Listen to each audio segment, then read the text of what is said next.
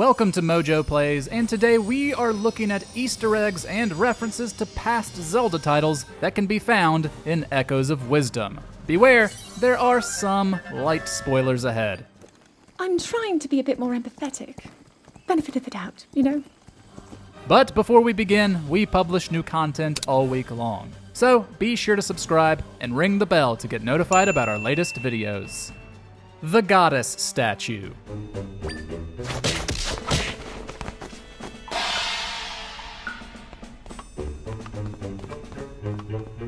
We'll start with an Easter egg that's seen during the intro, and one that points towards the greater lore of the series. After Zelda is framed for creating the rifts around Hyrule and imprisoned, she must make her escape from the dungeons with the help of Tri. Along the way, she runs into Impa, who believes her innocence and gives her a disguise to change into. Zelda does so behind a statue of the goddess Hylia, for which the kingdom and its people are named for.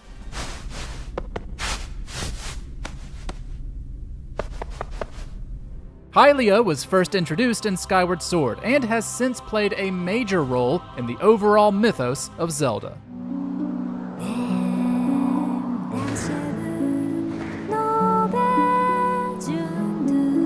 Loftwings in Hyrule.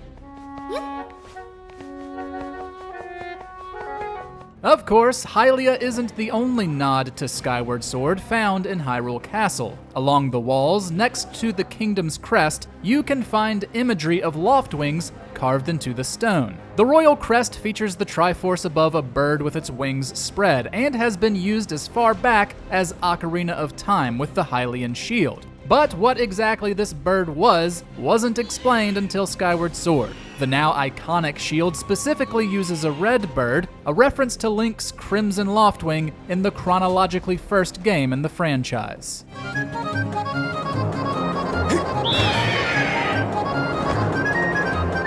Pols Voice Plushy.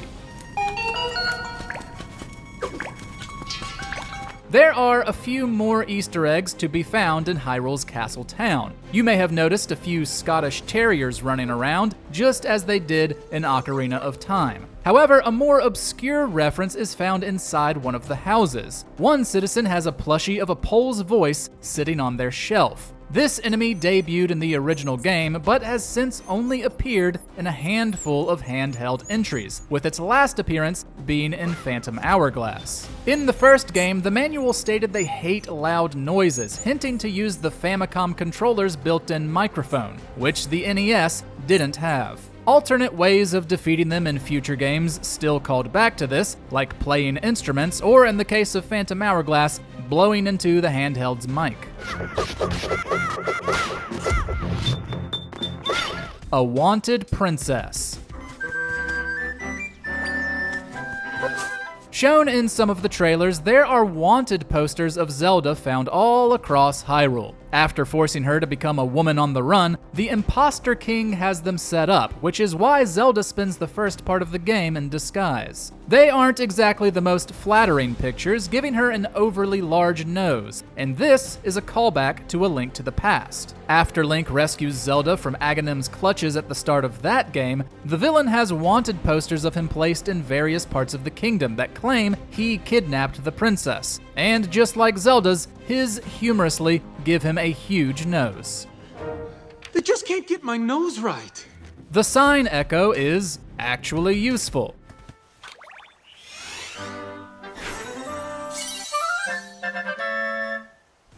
Right outside of Southorn Village, the second area of the game, Zelda can learn the sign echo. If you're like me and assumed you'd never use it and just let it get lost in the shuffle of every other trick in Zelda's bag, you missed a few small Easter eggs. When Zelda reproduces a sign, it cycles between 5 statements. 2 are useless, arrows that point this away and that away, as well as telling you the text is faded and hard to make out. But the other 3 give you early game hints, that beds will make you feel better, or heal you, that the sign is flammable, and that it could act as a one-use shield, so could be used strategically.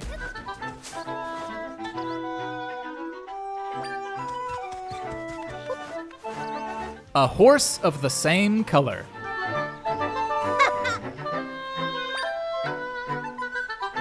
With the exception of Tears of the Kingdom's Golden Horse, each steed linked to Zelda is usually of the same variety, a white stallion. Through a side quest in Breath of the Wild, Link could gain access to the special breed. Even back in Ocarina of Time, we see her and Impa flee on one following Ganondorf's coup. Echoes of Wisdom keeps this theme again linked to the princess's caretaker. At the game's midpoint, Zelda rescues her home and frees Impa, who gives her a side quest at Hyrule's ranch. This leads to her getting her own horse, as well as the Carrot Echo to summon it wherever she desires, which is, of course, also white.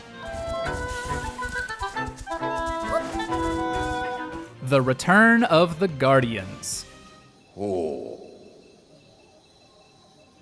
Ocarina of Time features 3 mighty creatures linked to the 3 main regions. The Kokiri Forest has the Great Deku Tree, Zora's Domain has Lord Jabu Jabu, while Death Mountain, home to the Gorons, has Volvagia the Dragon, though it has been corrupted by Ganondorf.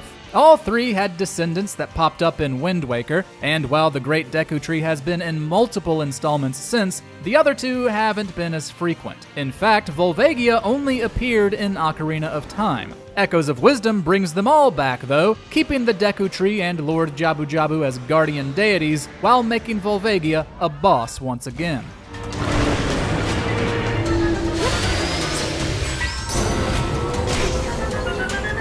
The evolution of Yetis. Later in the game, Zelda can head to the Hebra Mountain area, which seems to hold the return of a long-forgotten race in the series. Here, she'll meet Konda, who seems to be a Yeti. The only other game to feature them was Twilight Princess. The Snow Peak Ruins dungeon is a fan favorite and home to the couple of Yeto and Yetta.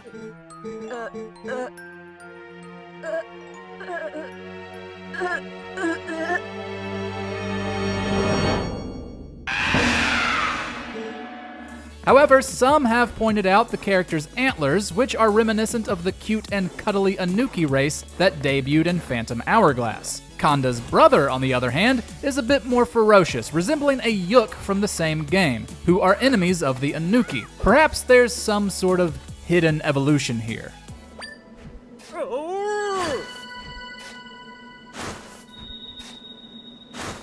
Luberry's Callbacks.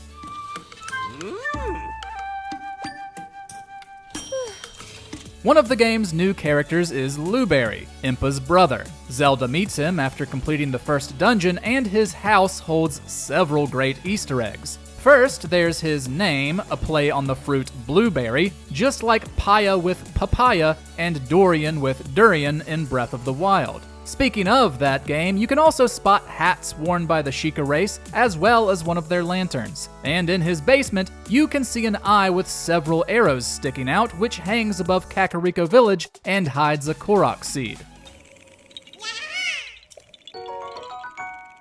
A bit more obscure, though, is the cow bobblehead to the left of it. These can be found all over Clocktown in Majora's Mask.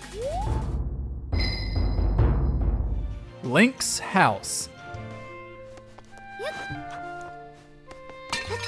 An even greater source of Easter eggs than Luberry's house is Link's in Southern Village. The extra hat on his bed is easy to spot, but directly to the left of it are 3 books, colored red, green, and blue, the same as the 3 goddesses that created the world in Zelda lore. There's also the wooden carving of an owl, a helpful creature across several of the hero's adventures.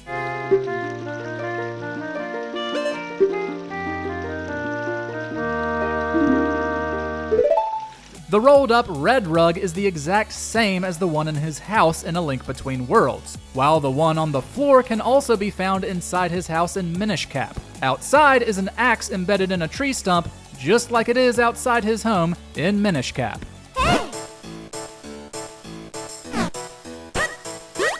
What are some other hidden details or Easter eggs you've noticed in Echoes of Wisdom? Share them with us in the comments, and be sure to subscribe to MojoPlays for more great gaming videos every day. Nope.